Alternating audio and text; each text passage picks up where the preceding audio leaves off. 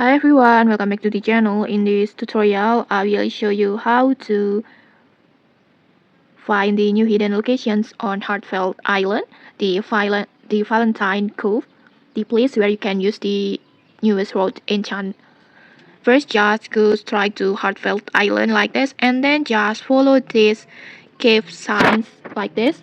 Just keep walking and you eventually discover a secret cave like this.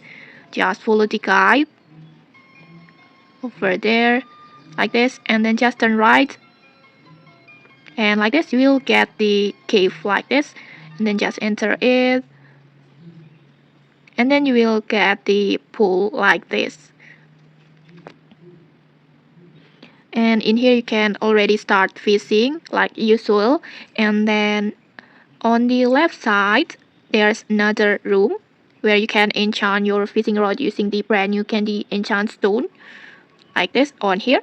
And if you don't know how to get this stone or how to enchant system works, I already made a spirit tutorial for it, so just check the next video link in the descriptions. And okay, maybe that's it. If you found this helpful, don't forget to like, comment and subscribe for more tutorials. Thanks for watching and see you.